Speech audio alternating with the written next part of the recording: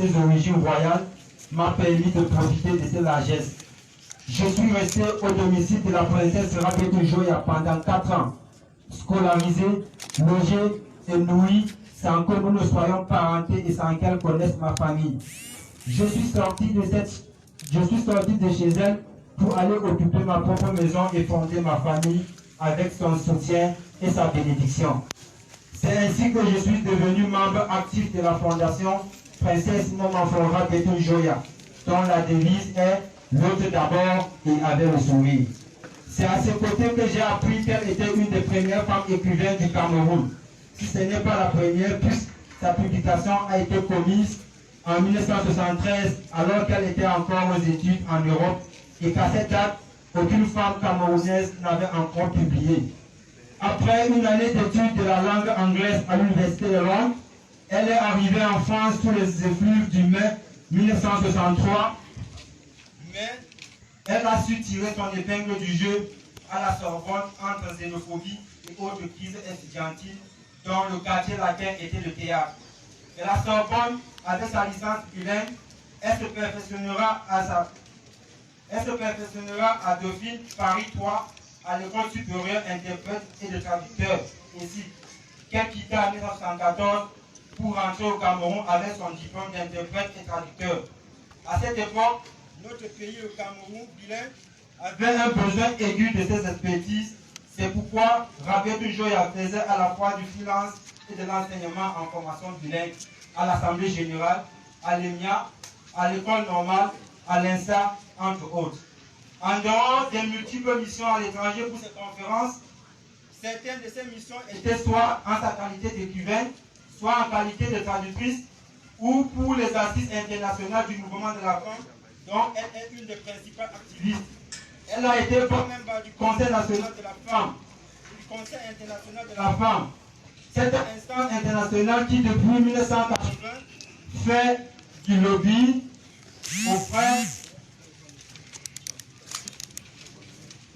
auprès des Nations Unies pour l'égalité des genres au sein des instances internationales et des gouvernements du monde.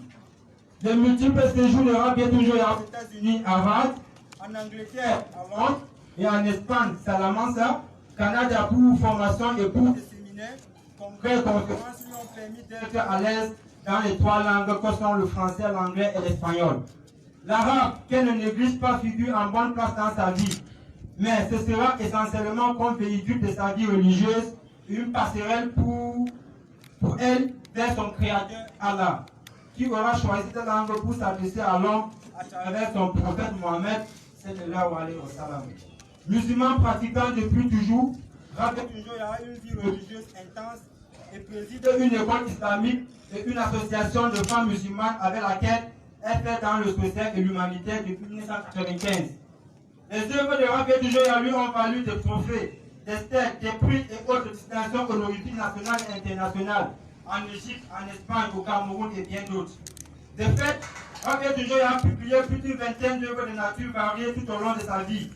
Les origines royales de cette princesse lui ont permis d'une part d'être imprégnée de la culture de son terroir, qu'elle vante et exulte parfois dans ses œuvres, mais surtout d'acquérir le titre de Momafon Chut depuis le décès de son père en 1992. Momafon Chut est une des grandes royales de la cour de roi Bamoun. Elle est plus précisément la cohéritière du trône Bamoun, intronisée en même temps que le roi de Bamoun, Ibrahim Bokon Joya, en application du testament de leur père, le sultan Sénouchi Modou Joya, lui-même fils du roi Joya, 17e de la dynastie des Charbéens. En 2008, le ministère en charge de la culture a publié un ouvrage sur les 50 femmes distinguées de la culture camerounaise. Le Rabetou Joya en faisait partie. En 2010, le gouvernement camerounais a retenu Rabetou Joya parmi les 50 lauréats nominés qui auront marqué le 50e de l'indépendance et de la réunification du Cameroun. Sa gestion de l'administration du sport africain a permis son admission comme membre de l'Académie olympique nationale en 2017.